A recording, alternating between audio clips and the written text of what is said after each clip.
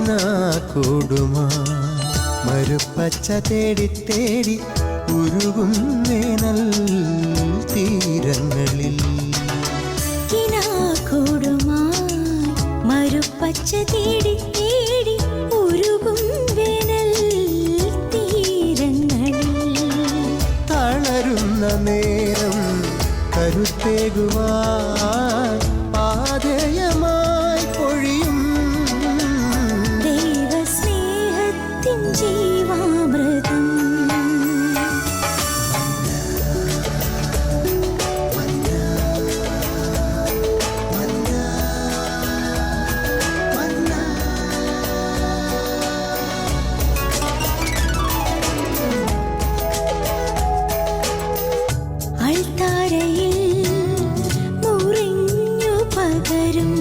ആത്മയുഗത്തിൻ കൃപയായൊഴുകും അൾത്താരയിൽ മുറിഞ്ഞു പകരും. ആത്മയുഗത്തിൻ കൃപയായൊഴുകും വിശ്വസ്നേഹത്തിൻ ദൈവാമൃതം.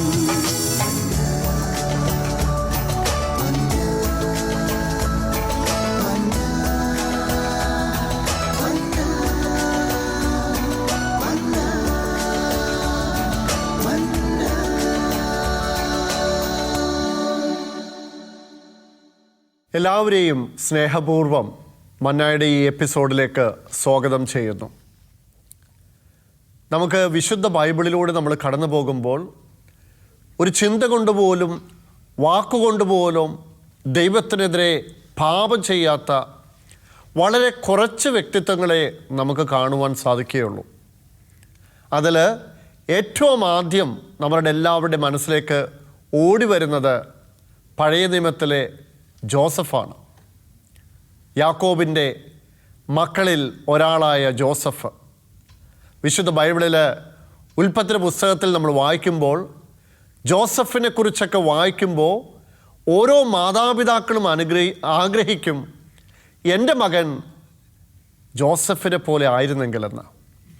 അത്രമാത്രം വിശുദ്ധി ജീവിതത്തിൽ കാത്തുസൂക്ഷിച്ച്, വിശ്വാസം ജീവിതത്തിൽ കാത്തുസൂക്ഷിച്ച്, സഹോദരങ്ങളെ ഹൃദയം തുറന്ന് സ്നേഹിച്ച്, എല്ലാം ദൈവ പദ്ധതിയായിട്ട് കണ്ട്, കാരാഗ്രഹത്തിൽ നിന്നും ഈജിപ്തിൻ്റെ ഭരണാധികാരിയായിട്ട് മാറുന്ന രീതിയിൽ ഭൗതിക തലത്തിൽ ഉയർന്ന്, ആത്മീയ തലത്തിൽ ഉയർന്ന്, എല്ലാവിധത്തിലും ദൈവത്തിനും മനുഷ്യർക്കും പ്രിയങ്കരനായിട്ട് ജീവിക്കുന്ന ജോസഫിനെ വിശുദ്ധ ബൈബിളിൽ കാണുമ്പോൾ അങ്ങനെയാകാൻ ആരും ആഗ്രഹിച്ചു പോകും. ആ ജോസഫിനെ കുറിച്ച് നമ്മളൊന്ന് ചിന്തിക്കുകയാണ്. ഒരു ജോസഫ് ആയി മാറുവാനുള്ള വിളി എനിക്കും നിങ്ങൾക്കുമുണ്ട്. ഒരു ജോസഫിന് ജന്മം കൊടുക്കുവാനും ഒരു ജോസഫ് നമ്മുടെ കുടുംബത്തിൽ വളർന്നു വരുവാനുമുള്ള വിളി ഓരോ മാതാപിതാക്കൾക്കുമുണ്ട്. നമുക്കൊരുമിച്ച് ഇന്ന് ചിന്തിക്കാം. എല്ലാവരെയും ഒരിക്കൽ കൂടി ഇന്നത്തെ മന്നായുടെ ഈ പ്രോഗ്രാമിലേക്ക് സ്വാഗതം ചെയ്യുന്നു.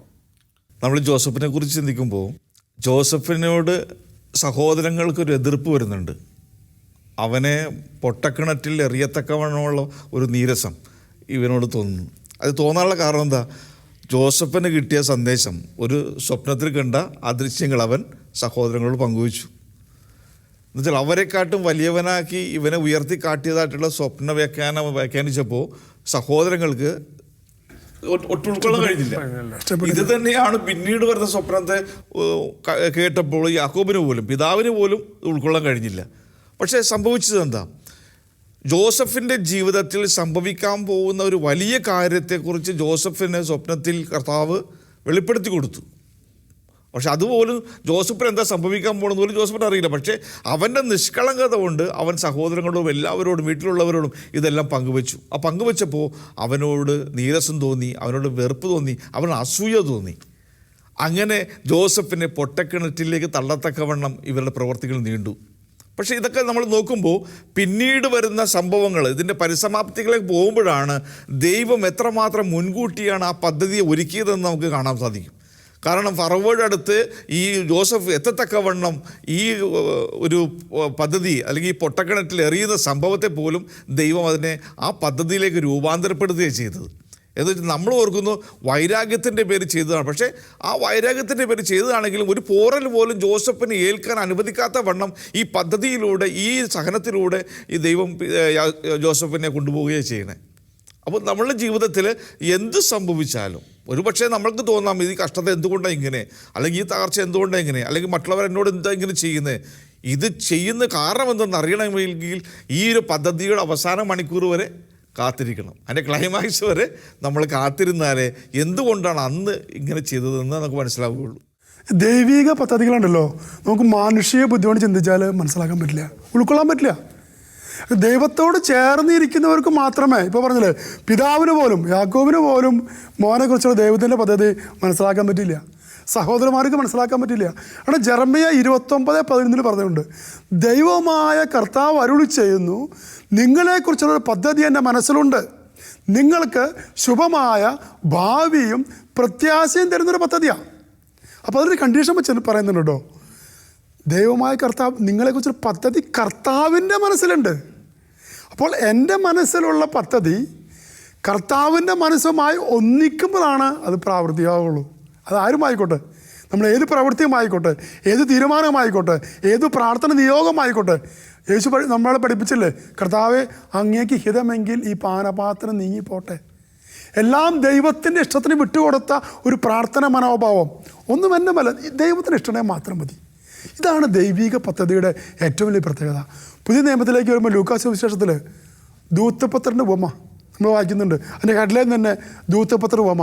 ശരിക്കും അവിടെ നമ്മൾ വായിക്കേണ്ടത് സ്നേഹം ധൂർത്തടിച്ച ഒരു പിതാവിൻ്റെ ഉപമയാണ് അവിടെ നമുക്ക് കാണാൻ പറ്റുന്നത്. അതിനകത്ത് നമ്മൾ ചിന്തിക്കുന്ന കഥാപാത്രം മൂത്ത മകൻ നോക്കി, അവൻ തിരിച്ചു വന്നപ്പോൾ അപ്പൻ്റെ സ്വത്തെല്ലാം വാങ്ങിച്ച് തിരിച്ച് ഓടിപ്പോയ, കുടുംബം വിട്ട് ഒളിച്ചോടിയാന്നൊക്കെ നമ്മൾ പറയും. ഒളിച്ചോടിപ്പോയ മകൻ തിരിച്ചു വന്നപ്പോൾ അപ്പം സ്വീകരിച്ച് അവൻ ആർഭാടമായി സ്വീകരിച്ചു. മൂത്ത മകനത് ഉൾക്കൊള്ളാൻ പറ്റിയില്ല. എന്താ കാരണം? അവന് ദൈവിക പദ്ധതികൾ ഉൾക്കൊള്ളുവാനുള്ള ദൈവിക മനോഭാവം ഇല്ലാത്തത് കൊണ്ടാണ്. ഇത് തന്നെയാണ് നമുക്ക് സംഭവിച്ചിരിക്കുന്നത്. നമ്മുടെ ജീവിതത്തിൽ പല തകർച്ചയിലേക്ക് നമുക്ക് നോക്കിയിരുന്ന് ആ തകർച്ചകളെ ഉയർത്താൻ സാധിക്കുന്ന ദൈവത്തിലേക്ക് നോക്കാതെ ഈ തകർച്ചയിലേക്ക് നോക്കിയിരുന്ന് മനസ്സസ്വസ്ഥപ്പെട്ടു പോവുക, പലർക്കും നിരാശപ്പെട്ടു പോവുക. അതുകൊണ്ട് ഈ ജോസഫിൻ്റെ ഈ ഒരു ദൈവിക പദ്ധതിയുടെ ഉൾക്കാഴ്ച നമുക്ക് ജീവിതത്തിൽ പ്രാവർത്തികമാക്കി കഴിയുമ്പോഴല്ലോ പിന്നെ അവിടെ നമുക്ക് പ്രത്യാശ മാത്രമേ ഉള്ളൂ, നിരാശയില്ല. ഞാൻ പലപ്പോഴും ജോസഫിനെ കുറിച്ച് ആലോചിക്കുമ്പോഴേ, ജോസഫ് തീർച്ചയായിട്ടും പൊട്ടക്കിണറ്റിൽ വീണപ്പോൾ ജോസഫ് കൈ ഉയർത്തി ദൈവത്തെ സ്തുതിച്ചു കാണും. അടിമയായിട്ട് വിൽക്കപ്പെട്ടപ്പോൾ അപ്പോഴും ദൈവത്തെ സ്തുതിച്ചു കാണും. പിന്നീട് ചെല്ലുന്നത് പൊത്തിഫറിൻ്റെ വീട്ടിലാണ്. പൊത്തിഫറിൻ്റെ വീട്ടിൽ ഒരു വേലക്കാരനായിട്ട് ചെല്ലുക. പൊത്തിഫർ എന്നിട്ട് വചനത്തിൽ പറയാണ്, പൊത്തിഫർ തൻ്റെ വീട്ടിലെ എല്ലാ കാര്യങ്ങളുടെയും മേൽനോട്ടം ജോസഫിനെ ഏൽപ്പിച്ചു. വചനത്തിൽ നമ്മൾ വായിക്കുന്നുണ്ട്, ജോസഫിനെ ഓർത്ത് ദൈവം പൊത്തിഫറിൻ്റെ കുടുംബത്തെ അനുഗ്രഹിച്ചു. അത്രമാത്രം ദൈവവും ജോസഫുമായിട്ടുള്ളൊരു ബന്ധമുണ്ടായിരുന്നു. അപ്പോൾ ഞാൻ അതിലേക്ക് വരുമ്പോൾ ആ ഒരു ബന്ധം, ആ സ്നേഹബന്ധത്തിൽ ഇങ്ങനെ നിൽക്കുമ്പോഴാണ് ജോസഫിൻ്റെ ജീവിതത്തിൽ വലിയൊരു പ്രലോഭനം, പിശാച് ഒരുക്കിയ ഒരു പ്രലോഭനമാണ് അത്. പൊത്തിഫറിൻ്റെ ഭാര്യ ഒരുപക്ഷെ നിഷ്കളങ്കതയായിരിക്കാം. ആ പൊത്തിഫറിൻ്റെ ഭാര്യയല്ല, ആ ഭാര്യയുടെ പിന്നിൽ പ്രവർത്തിക്കുന്ന സാത്താൻ്റെ പ്രവൃത്തിയാണ് നമ്മൾ വെറുക്കേണ്ടത്. സാത്താൻ ആ പൊത്തിഫറിൻ്റെ ഭാര്യയിലൂടെ ജോസഫിൻ്റെ വിശുദ്ധി കളയാൻ, കാരണം ദൈവത്തിൽ നിന്ന് ജോസഫിനെ അകറ്റുക എന്നുള്ളതാണ് പിശാചിൻ്റെ ലക്ഷ്യം. അപ്പോൾ പിശാച് വന്നിട്ട്, കാരണം വിശുദ്ധി കൂടാതെ ആർക്കും കർത്താവിനെ ദർശിക്കാൻ സാധിക്കുകയില്ല. ഇത് നന്നായിട്ട് പിശാചിനും അറിയാം. അപ്പോൾ ഇവൻ്റെ വിശുദ്ധി കളഞ്ഞു കഴിഞ്ഞാൽ എന്തൊരു വലിയ നന്മയാണ്. അതായത് നോക്കിയേ, ആ ഒരു ജോസഫിൻ്റെ വിശുദ്ധി കളഞ്ഞു കഴിഞ്ഞാൽ ഇനി വരാൻ പോകുന്ന നന്മകൾ മുഴുവനും അവിടെ പിശാച് ബ്ലോക്ക് ചെയ്യാൻ പോവുകയാണ്. ഈജിപ്തിൽ വരാൻ പോകുന്ന ക്ഷാമത്തെക്കുറിച്ചുള്ള മുന്നറിയിപ്പ് ബ്ലോക്ക് ചെയ്യും. ഈജിപ്ത് രാജ്യം നശിക്കും, ഇസ്രായേൽ നശിക്കും. എല്ലാവരെയും നശിപ്പിക്കാനായിട്ട് ചെറിയൊരു സൂത്രപ്പണിയുമായിട്ട് പിശാച് വരികയാണ്. നമ്മുടെയൊക്കെ ജീവിതത്തിലും ഇതുപോലെ നമ്മളുടെയൊക്കെ ചെറുതായിട്ടൊന്ന് വിശുദ്ധി കളയാനായിട്ട് പിശാച് പരിശ്രമിക്കുന്നത് വരാൻ പോകുന്ന വലിയ നന്മകൾ ബ്ലോക്ക് ചെയ്യാനായിട്ടാണ്. ഇവിടെ പൊത്തിഫറിൻ്റെ ഭാര്യയിലൂടെ വന്നപ്പോൾ ആ ജോസഫിന് ഇതിൻ്റെ പിന്നിലുള്ള പിശാചിനെ തിരിച്ചറിയാനായിട്ട് സാധിച്ചു. അവിടെ ഇനി വരാൻ പോകുന്ന കാര്യത്തെക്കുറിച്ചൊന്നും വരാൻ പോകുന്ന ദുരന്തങ്ങളെക്കുറിച്ചൊന്നും ജോസഫ് ചിന്തിക്കുന്നില്ല. അവിടെ ദൈവവുമായിട്ടുള്ള ബന്ധത്തിൽ ഒരു വിള്ളലും ഉണ്ടാകാതിരിക്കാനായിട്ട് ജോസഫ് അവിടെ നിന്ന് ഒരു ഓട്ടം. എനിക്ക് ആ ഓട്ടം ഭയങ്കര ഇഷ്ടമാണ്. നമ്മുടെ ജീവിതത്തിലും ഇതുപോലെ പിശാച് കെണികൾ ഒരുക്കുമ്പോൾ അത് ചിലപ്പോൾ ചിന്തയിലാകാം. പിശാച് ജഡിക പാപങ്ങളുടെ ചിന്തകൾ കൊണ്ടുവരുമ്പോൾ ആ പാപത്തിൽ ഇങ്ങനെ ആ ഒരു സുഖം കണ്ടെത്താതെ ജോസഫ് ഓടിയതുപോലെ നമ്മൾ ഓരോരുത്തരും ഓടണം. ചിലപ്പോൾ ഫിസിക്കലായിട്ട് ഓടണം, ചിലപ്പോൾ ഹൃദയം കൊണ്ട് ഓടണം, ചിലപ്പോൾ മനസ്സുകൊണ്ട് ഓടണം, ചിലപ്പോൾ ചിന്ത കൊണ്ട് ഓടണം. ഓടുക എന്ന് പറയുമ്പോൾ പാപത്തിൽ നിന്ന് ഓടുക. പാപത്തിൽ നിന്ന് ഓടുന്നത് എപ്പോഴും നമ്മൾ ദൈവത്തിലേക്കാണ്. കർത്താവിൻ്റെ തിരുഹൃദയത്തിലേക്ക് ഓടുക, പരിശുദ്ധമ്മയുടെ വിമല ഹൃദയത്തിലേക്ക് ഓടുക. നമ്മൾ മാനുഷികമായി ചിന്തിച്ചു കഴിഞ്ഞാൽ പാപത്തിൽ നിന്നും ഓടുന്ന ഈ ജോസഫിൻ്റെ ഓട്ടം അവസാനിക്കുന്നത് ജയിലിലാണ്, കാരാഗ്രഹത്തിൽ ചെന്നാണ് അവസാനിക്കുന്നത്. പക്ഷെ അതിൻ്റെ പിന്നിലും ദൈവത്തിന് വലിയ പദ്ധതിയുണ്ട്. പക്ഷേ ഇമ്പോർട്ടൻ്റ് എന്ന് പറഞ്ഞു കഴിഞ്ഞാൽ പാപവുമായിട്ട് ഒരു വിധത്തിലുള്ള കോംപ്രമൈസും നമ്മൾ ചെയ്യരുത്. ജോസഫിന് വേണമെങ്കിൽ ചിന്തിക്കായിരുന്നു, ഞാൻ ഒരുപക്ഷെ ഇതിന് വഴങ്ങിയില്ലെങ്കിൽ എനിക്ക് ഭൗതികമായിട്ടുള്ള ചില സഹനങ്ങൾ, കഷ്ടതകൾ വരാം എന്ന് പറഞ്ഞുകൊണ്ട് ആ പാപവുമായി ജോസഫിന് വേണമെങ്കിൽ സഹകരിക്കാമായിരുന്നു. പക്ഷേ ജോസഫ് ഒരു തരത്തിലും വിട്ടുവീഴ്ച ചെയ്യുന്നില്ല. പാപത്തിൻ്റെ കാര്യത്തിൽ ഒരു വിട്ടുവീഴ്ചയും ജോസഫ് ചെയ്യുന്നില്ല. എനിക്കും നിങ്ങൾക്കും നമ്മളോരോരുത്തർക്കും ഞങ്ങൾ ശ്രവിച്ചുകൊണ്ടിരിക്കുന്ന ഓരോ സഹോദരനും ഓരോ സഹോദരിക്കും ഇത് ഒരു വലിയ മനഃപ്പാഠമാക്കണം. ജോസഫിൻ്റെ ഈ ജീവിതം കർത്താവെ ഞാൻ ബലഹീനനാണ് എന്ന് പറയാതെ, എനിക്കിങ്ങനെ പറ്റിപ്പോയി എന്ന് പറയാതെ, പാപങ്ങളെയും പാപ സാഹചര്യങ്ങളിൽ നിന്നും ഓടി അകലാനുള്ള ഒരു വലിയ ചങ്കൂറ്റം നമ്മൾ കാണിക്കണം. 1 കൊരിന്ത്യർ 10:13 പൗലോസ് അപ്പോസ്തലൻ പറയുകയാണ്, ദൈവം വിശ്വസ്തനാണ്, നിങ്ങളുടെ ശക്തിക്ക് അതീതമായ പ്രലോഭനങ്ങൾ ഉണ്ടാകുവാൻ അവിടെ നിന്ന് അനുവദിക്കുകയില്ല. പ്രലോഭനങ്ങൾ ഉണ്ടാകുമ്പോൾ അവയെ അതിജീവിക്കുവാനുള്ള ശക്തിയും അവിടെ നിന്ന് നിങ്ങൾക്ക് തരും. അപ്പോൾ ഞാൻ ബലഹീനനാണ് കർത്താവ്, എനിക്കിങ്ങനെ പറ്റിപ്പോയി എന്ന് പറയുന്നത് കൊണ്ട് യാതൊരു കാര്യമില്ല. നമ്മൾ ഓടാത്തത് കൊണ്ടും നമ്മൾ കർത്താവിനോട് സഹായം ചോദിക്കാത്തത് കൊണ്ടുമാണ് അത് സംഭവിക്കുന്നത്. ഇത് ആൻസൺ ബ്രദർ പറയുമ്പോൾ അതിനോട് ഏറ്റവും പ്രധാനപ്പെട്ട ഒരു കാര്യത്തെക്കുറിച്ചാണ് ഇപ്പോൾ സംസാരിച്ചു പോയത്. എന്ന് വെച്ചാൽ നമ്മളെ ജീവിതത്തിൽ എപ്പോഴെങ്കിലുമൊക്കെ ദൈവം ഒരു സമ്മാനം ഒരുക്കിയിട്ടുണ്ടെങ്കിൽ അത് മനസ്സിലാക്കേണ്ടത് എങ്ങനെയെന്ന് വെച്ചാൽ ഒരു ശക്തമായ പ്രലോഭനം നമ്മളെ തേടി വരും. ഒരുപക്ഷെ നമ്മൾ ആഗ്രഹിക്കുന്നതിൽ അപ്പുറമായിട്ടുള്ള സുന്ദരമായൊരു പ്രലോഭനമായിരിക്കാം. കണ്ണിന് കുളിർമയാകുന്നതോ ശരീരത്തിന് സുഖം പകരുന്നതോ ഒരു പ്രലോഭനം. ഓർത്തുകൊള്ളുക, അത് ദൈവം ഒരുക്കിയ സമ്മാനത്തെ തട്ടിത്തെറിപ്പിക്കാനുള്ള സാത്താൻ്റെ തന്ത്രമാണ്. വിശുദ്ധ മത്തായിയുടെ സുവിശേഷം 10:16 പറയുന്നില്ല, നിങ്ങൾ സർപ്പങ്ങളെ പോലെ വിവേകികളും പ്രാവിനെ പോലെ നിഷ്കളങ്കരുമായിരിക്കുക. അപ്പോൾ ഇത് ഏറ്റവും നമ്മളെ ജീവിതത്തിൽ ശ്രദ്ധിക്കാനായിട്ടുള്ള ഒരൊറ്റ കാര്യം ഇതാണ്, പ്രലോഭനത്തിൽ വീഴാതിരിക്കാനായിട്ട് നോക്കണം. എന്തുകൊണ്ടെന്നാൽ ദൈവം ഒരുക്കിയ സമ്മാനം നഷ്ടപ്പെടാൻ നമ്മൾ അനുവദിക്കരുത്. ജോസഫ് അനുവദിച്ചില്ല.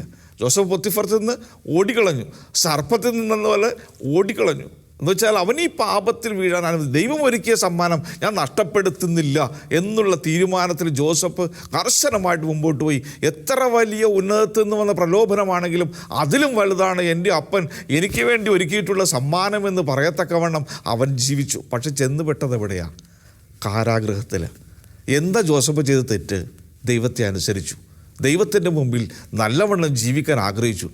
നമ്മൾ സ്വാഭാവികമായിട്ട് ചിന്തിക്കും, ദൈവത്തെ ഒന്ന് വിളിച്ചപേക്ഷിക്കാൻ വേണ്ടി കരിസ്മാറ്റിക് അനുഭവത്തിലേക്ക് വന്നപ്പോൾ, ഒന്ന് ധ്യാനം കൂടിയപ്പോൾ ഇതുവരെ ഇല്ലാത്ത പ്രശ്നങ്ങളും ദുരിതങ്ങളും കുരിശുകളും അല്ല. ദൈവം സ്നേഹിക്കുന്ന ചില സ്നേഹപ്രകടനങ്ങൾ നമ്മളെ ബലഹീനതയിൽ നോക്കുമ്പോൾ ചില മുൾക്കിരീടമായിട്ടും ചാട്ടവാർ റെഡിയായിട്ടൊക്കെ നമുക്ക് തോന്നും. പക്ഷെ അത് ദൈവം തരുന്ന ചില സമ്മാനങ്ങളുടെ ഒരു മുന്നൊരുക്കമാണത്. ജോസഫ് കാരാഗൃഹത്തിൽ ചെന്ന് വീണപ്പോഴും അവൻ ദൈവത്തെ തള്ളി പറഞ്ഞില്ല, കുറ്റപ്പെടുത്തിയില്ല. എന്തുകൊണ്ട് ദൈവമേ, ഞാൻ വിശുദ്ധി ജീവിക്കാൻ വേണ്ടി ആഗ്രഹിച്ചിട്ടും നീ എൻ്റെ കാരാഗൃഹത്തിൽ എന്തിനാ ഇട്ടെന്ന് ചോദിച്ചില്ല. അവിടെയും അവൻ ദൈവത്തെ മഹത്വപ്പെടുത്തി, ദൈവത്തിന് നന്ദി പറഞ്ഞു. ഈ 81 സങ്കീർത്തനം 3-ാമത്തെ വാക്യത്തിൽ പറയുന്നത് അമാവാസിയിലും പൗർണമിയിലും നീ ദൈവത്തിന് കാഹളം മൂത്തുവിൻ. എന്ന് വെച്ചാൽ ജീവിതത്തിൽ അമാവാസി പോലത്തെ കറുത്ത അനുഭവങ്ങളുണ്ടെങ്കിലും ദുരിതങ്ങളുണ്ടെങ്കിലും പൗർണമി പോലുള്ള സമൃദ്ധിയോ സന്തോഷമോ എന്തുണ്ടെങ്കിലും എല്ലാ സമയത്തും എപ്പോഴും ദൈവത്തിന് നന്ദി പറയുക. ഇതാണ് നമ്മൾ ചെയ്യേണ്ട ഏറ്റവും വലിയ കാര്യം. നമ്മുടെ ജീവിതത്തിൽ മലകയറ്റമായിക്കോട്ടെ, മലയിൽ നിന്നുള്ള ഇറക്കമായിക്കോട്ടെ, ദാരിദ്ര്യമായിക്കോട്ടെ, സമ്പന്നതയായിക്കോട്ടെ, സന്തോഷമായിക്കോട്ടെ, സന്താപമായിക്കോട്ടെ, നമ്മുടെ ജീവിതത്തിൽ എന്ത് സംഭവിച്ചാലും ചെയ്യാനുള്ള ഒരൊറ്റ കാര്യം മാത്രമേ ഉള്ളൂ, ദൈവത്തിന് നന്ദി. അപ്പാ നിനക്ക് നന്ദി എന്ന് പറഞ്ഞ് നമ്മളൊന്ന് നന്ദി പറഞ്ഞ് സ്തുതിക്കുമ്പോൾ അവിടെ നമ്മളെ കെട്ടാൻ കൊണ്ടുവന്ന ചങ്ങലയുണ്ടല്ലോ, അതെല്ലാം പൊട്ടിപ്പോവും. അതുകൊണ്ട് നമുക്ക് ചെയ്യാൻ പറ്റുന്ന ഏറ്റവും വലിയ കാര്യം ഇതാണ്. രണ്ട് കാര്യം. ഒന്ന്, പ്രലോഭനങ്ങളുണ്ടാകുമ്പോൾ അതിനോട് ചായ്വ് കാണിക്കാതെ അതിൻ്റെ പിന്നിൽ ഒരുക്കിയിരിക്കുന്ന കെണിയെ കണ്ടുകൊണ്ട്, ദൈവം ഒരുക്കിയിരിക്കുന്ന സമ്മാനത്തെ കണ്ടുകൊണ്ട് ഇതിൽ നിന്ന് ഓടി മാറുക. രണ്ടാമത്തെ കാര്യം, നമ്മുടെ ജീവിതത്തിൽ എന്ത് സംഭവിച്ചാലും, എന്ത് ഞെരുക്കപ്പെടുന്ന അനുഭവം ഉണ്ടെങ്കിലും ദൈവത്തിന് നന്ദി പറയുക. എന്തെന്നാൽ അവൻ അറിയാതെ നമ്മുടെ ജീവിതത്തിൽ ഒന്നും സംഭവിക്കുന്നില്ല. ഇന്ന് നമ്മളിൽ പലരൊക്കെ ഉണ്ടല്ലോ സ്വയം വിശുദ്ധനാവാൻ ശ്രമിക്കുക. വിശുദ്ധനാവുന്നത് ദൈവത്തിൻ്റെ ഒരു ഗിഫ്റ്റാണ് അല്ലേ. നമ്മൾ ബാഹ്യമായ കുറേ പ്രാർത്ഥന, കുറേ ഉപവാസം, ധ്യാനം കൂടി എൻ്റെ ജീവിതം നല്ല വിശുദ്ധിയാണ്. ബാഹ്യമായ എല്ലാ മേഖലകളിലും നമുക്ക് വിശുദ്ധിയുണ്ട്. പക്ഷെ ആന്തരികതയിൽ നമ്മൾ സീറോ. മനസ്സിനകത്ത് വെറുപ്പിൻ്റെയും വിദ്വേഷത്തിൻ്റെയും ദേഷ്യത്തിൻ്റെയും എന്തിനു പറയണം, ഇപ്പോൾ ജോസഫിനുണ്ടായ ഈ പരീക്ഷത്തിൽ മ്ലേച്ഛതയുടെ ഒക്കെ കുമിഞ്ഞുകൂടിയ ഒരു പാപത്തിൻ്റെ വലിയൊരു കൂമ്പാരമാണ് നമ്മുടെ ആത്മാവിൻ്റെ അവസ്ഥ. എങ്ങനെ നമുക്ക് വിശുദ്ധിയിൽ ജീവിക്കാൻ സാധിക്കും? നമുക്കറിയാം, ഒരു വ്യക്തിയുടെ വിശുദ്ധിയുടെ അളവുകോലെന്ന് പറഞ്ഞാൽ അവനും ഈശോയുമായുള്ള ബന്ധത്തിൻ്റെ അടിസ്ഥാനത്തിലാണ്. ഞാൻ ഇവിടെ വായിച്ചു പോയൊരു ചിന്ത എൻ്റെ മനസ്സിലേക്ക് വരികയാണ്. ഒരു കാട്ടിൽ ഒത്തിരി മരങ്ങൾ നിൽക്കുക, ശക്തമായ കാറ്റ് കടന്നു വന്നു ആ കാട്ടിലേക്ക്. ചില മരങ്ങൾ മാത്രം മറഞ്ഞു വീണു. എന്തുകൊണ്ടാണ് ചില മരങ്ങൾ മാത്രം മറഞ്ഞു വീഴാനുള്ള കാരണം? ശക്തമായ കാറ്റ് വന്നപ്പോൾ കുറച്ച് മരങ്ങൾ മാത്രം മറഞ്ഞു വീണുള്ളൂ. നമുക്കറിയാം, ഈ മരങ്ങൾക്ക് ആഴമായ അടിവേരില്ലാത്ത കാരണം കൊണ്ടാണ് അത് മറഞ്ഞു വീഴാനുള്ള കാരണം. എൻ്റെ ആധ്യാത്മിക ജീവിതത്തിൽ നമ്മൾ എടുത്തു നോക്കുക, നമ്മൾ പ്രാർത്ഥനയിൽ, ഉപവാസത്തിൽ, എല്ലാത്തിലും നമ്മൾ ബാഹ്യമായ രീതിയിൽ ഉയർന്നു നിൽക്കുന്നു. ഒത്തിരി പ്രാർത്ഥിക്കുന്ന മക്കൾ, ഒത്തിരി ബൈബിൾ വായിക്കുന്നു, ഒത്തിരി ഫാസ്റ്റിംഗ് എടുക്കുന്നു. പക്ഷേ ഈ ഞാനും എൻ്റെ ദൈവവുമായിട്ടുള്ള ആഴമായ ബന്ധമുണ്ടല്ലോ, അത് ഊട്ടി ഉറപ്പിച്ചാൽ മാത്രമേ എൻ്റെ ചിന്തയിൽ നിന്ന്, സംസാരത്തിൽ നിന്ന്, പ്രവൃത്തിയിൽ നിന്ന് മറ്റുള്ളവർക്ക് വിശുദ്ധിയുടെ ഫലങ്ങൾ അനുഭവിക്കാൻ സാധിക്കുകയുള്ളൂ. ജോസഫിനുണ്ടായത് അതായിരുന്നു. ജോസഫിൻ്റെ ചിന്തയിൽ, ഭാവനയിൽ, പ്രവൃത്തിയിൽ, ജോലി സ്ഥലത്ത്, കുടുംബത്തിൽ, എല്ലാ മേഖലകളിലും വിശുദ്ധി അവൻ കാത്തു സൂക്ഷിച്ചു. ഉൽപ്പത്തി 39:5 പറയുന്നുണ്ട്, ആ ഈജിപ്തുകാരൻ വീടിൻ്റെ എല്ലാ നോട്ടവും തനിക്കുള്ള എല്ലാറ്റിൻ്റെയും ചുമതല ജോസഫിനെ ഏൽപ്പിച്ചു. എന്നിട്ട് പറയാണ്, ജോസഫിനെ ഏൽപ്പിച്ച നാൾ മുതൽ ജോസഫിനെ ഓർത്ത് കർത്താവ് ആ വീടിനെ അനുഗ്രഹിച്ചു. പിന്നെ പറയാണ്, അവൻ്റെ വീട്ടിലും വയലിലുമുള്ള എല്ലാറ്റിൻ്റെ മേൽ കർത്താവിൻ്റെ അനുഗ്രഹമുണ്ടായി. നോക്കി, വിശുദ്ധിയുള്ളൊരു മകൻ ആ വീട്ടിലേക്ക് കടന്നു ചെന്നപ്പോൾ, വിശുദ്ധനായ ഞാൻ എൻ്റെ ജോലി സ്ഥലത്ത്, എൻ്റെ കുടുംബത്തിൽ, ഞാനുമായി ബന്ധപ്പെടുന്ന അല്ലെങ്കിൽ എൻ്റെ ശുശ്രൂഷയിൽ മറ്റുള്ളവർക്ക് ദൈവത്തിൻ്റെ അനുഗ്രഹം പകർന്നു കൊടുക്കുവാനായിട്ട് ഞാൻ വിശുദ്ധനായാൽ സാധിക്കുമെന്നുള്ളതാണ്. ഈ ജോസഫിൻ്റെ വേറൊരു ക്വാളിറ്റി നമ്മൾ നോക്കുമ്പോൾ, എല്ലാ പൂർവ്വപിതാക്കന്മാർക്കും അല്ലെങ്കിൽ ദൈവത്താൽ തിരഞ്ഞെടുക്കപ്പെട്ട എല്ലാ വ്യക്തികൾക്കും ഉണ്ടായിരുന്ന ആ വലിയ ക്വാളിറ്റി ജോസഫിലും കാണാം. ജോസഫിൻ്റെ ദൈവത്തിൻ്റെ ഇടപെടലിന് വേണ്ടിയുള്ള കാത്തിരിപ്പ്. നമ്മൾ ഉൽപ്പത്തി പുസ്തകം 37-ാം അധ്യായം 2-ാം തിരുവചനത്തിലാണ് അവിടെ വ്യക്തമായിട്ട് പറയുന്നുണ്ട്. ജോസഫിനെ കുറിച്ച് പറയുമ്പോൾ ജോസഫിന് ദൈവീക ദർശനം ലഭിക്കുന്നത് അവൻ്റെ 17-ാമത്തെ വയസ്സിലാണ്. 17-ാമത്തെ വയസ്സിലാണ് ജോസഫ് പൊട്ടക്കിണറ്റിൽ എറിയപ്പെടുന്നത്. അത് തൻ്റെ സഹനങ്ങളുടെ ആരംഭം 17-ാമത്തെ വയസ്സാണ്. നമുക്കറിയാം, ഒരു 17 വയസ്സ് എന്ന് പറഞ്ഞു കഴിഞ്ഞാൽ ഏറ്റവും ചോരത്തിളപ്പുള്ള, എല്ലാവരും എന്നെ ഒന്ന് അപ്രീഷിയേറ്റ് ചെയ്യണം, എല്ലാവരും എന്നെ ഒന്ന് അംഗീകരിക്കണം എന്നൊക്കെ ആ യുവത്വത്തിൻ്റെ ആ തുടക്ക സമയത്താണ് പൊട്ടക്കിണറ്റിൽ എറിയപ്പെടുന്നത്. ആ ജീവിതം ആസ്വദിച്ച് തുടങ്ങേണ്ട ആ സമയത്ത് തന്നെ ജോസഫ് വലിയ സഹനത്തിലൂടെ കടന്നു പോവുകയാണ്. പക്ഷേ പിന്നീട് അടിമയായി വിൽക്കപ്പെടുന്നു, പൊത്തിഫറിൻ്റെ വീട്ടിൽ, പിന്നെ കാരാഗ്രഹത്തിൽ. അതെല്ലാം കഴിഞ്ഞിട്ട് നമ്മൾ കാണുകയാണ് ദൈവം ജയിലിൽ നിന്നും ജോസഫിന് ഒറ്റ പൊക്ക, ജയിലിൽ നിന്നും നേരെ പ്രൈം മിനിസ്റ്റർ ആക്കിയ പോലെയാണ് അല്ലേ. ജയിലിൽ നമുക്ക് മനുഷ്യബുദ്ധിയിൽ ചിന്തിക്കാൻ പോലും സാധിക്കാത്തൊരു കാര്യമാണ് അതാണ് ദൈവത്തിൻ്റെ പ്രവൃത്തി. ഉൽപ്പത്തി 41-46 നമ്മൾ വായിക്കുകയാണ്. ജോസഫിനെ എനിക്ക് അത് ഏറ്റവും ഇഷ്ടപ്പെടുന്നത്, ജോസഫിനെ ഫറവോ കൊണ്ടുവന്നിട്ട് ആ സിംഹാസനത്തിൽ തനിക്ക് താഴെയുള്ള സിംഹാസനത്തിലിരുത്തി അവന് മുദ്രമോതിരയൊക്കെ അണിയിച്ചു. എന്നിട്ട് അവനെ രഥങ്ങളൊക്കെ കൊടുത്തു. എന്നിട്ട് ഈ ജോസഫ് വരുമ്പോൾ എല്ലാവരും കുമ്പിട്ട് അവന് വണങ്ങുന്ന രീതിയിൽ ദൈവം അവനെ ഉയർത്തി. എന്നിട്ട് പറയാണ് ഉൽപ്പത്തി 41-46 അതെല്ലാം പരിശുദ്ധാത്മാവ് എഴുതിയിരിക്കുന്നതിന് കാരണങ്ങളുണ്ട്. അവൻ ഈജിപ്തിൻ്റെ 2ാം ഭരണാധികാരിയായപ്പോൾ അവന് 30 വയസ്സായിരുന്നു. അവൻ പൊട്ടക്കിണറ്റിൽ എറിയപ്പെട്ടത് 17 വയസ്സ്. 13 വർഷത്തെ സഹനം, 13 വർഷത്തെ കാത്തിരിപ്പ്, അത് ഇമ്പോർട്ടൻ്റ് ആണ്, വലിയ പ്രാധാന്യം അർഹിക്കുന്ന കാര്യമാണ്. ചെറിയ ചെറിയ കാര്യങ്ങൾക്കൊക്കെ വേണ്ടിയായിരിക്കാം ദൈവത്തോട് ചോദിക്കുന്നത്. പക്ഷെ ദൈവം ചെറിയ കാര്യങ്ങളല്ല, നമ്മൾ വലിയ കാര്യങ്ങളാണ് ദൈവം നമ്മൾക്ക് ഒരുക്കി തരാനായിട്ട് ആഗ്രഹിക്കുന്നത്. ഞങ്ങൾ പണ്ട് വീടില്ലാതിരുന്ന സമയത്ത് ഞങ്ങൾ പ്രാർത്ഥിക്കാം, കർത്താവേ ഒരു മുറിയുള്ളൊരു കൊച്ചു ഭവനം ഞങ്ങൾക്ക് തരണേന്ന് പ്രാർത്ഥിക്കുമായിരുന്നു. പക്ഷേ ദൈവം ഞങ്ങൾ ഇതുപോലെ തന്നെ ജോസഫ് കാത്തിരുന്ന പോലെ വാടക വീട്ടിൽ നിന്നും സ്വന്തമായൊരു വീട്ടിലേക്ക് മാറാനായിട്ട് 13 വർഷം എക്സാക്ട്ലി 1997 ഞങ്ങൾ വാടക വീട്ടിലേക്ക് മാറിയിട്ട് 2010 ഞങ്ങൾക്ക് സ്വന്തമായിട്ടൊരു വീട് കിട്ടുന്നത്. 13 വർഷം ഞങ്ങളും കാത്തിരുന്നു. പക്ഷെ വാടക വീട്ടിൽ നിന്നും ഇതുപോലെ നല്ലൊരു ഭവനത്തിലേക്ക് കർത്താവ് ഞങ്ങളെ പറിച്ചു നട്ടു.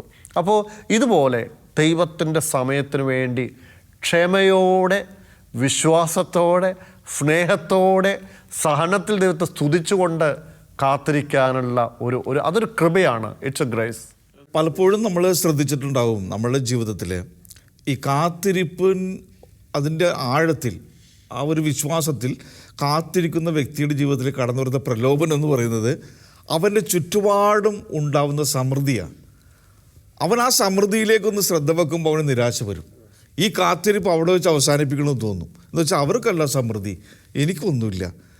ഈ ഒരു നോട്ടം നമ്മളൊന്ന് മാറ്റിയാൽ, എന്ന് വെച്ചാൽ മറ്റുള്ളവരുടെ സമൃദ്ധിയിലേക്ക് നോക്കി നീ വിമ്മിഷ്ടപ്പെട്ടാൽ നിൻ്റെ ദൈവത്തോട് നോക്കാൻ, ദൈവത്തെ വേണ്ടി കാത്തിരിക്കാൻ, ദൈവത്തിൻ്റെ മുഖത്തേക്ക് നോക്കാൻ, നിൻ്റെ ദൈവത്തെ സ്നേഹിക്കാൻ സാധിക്കില്ല.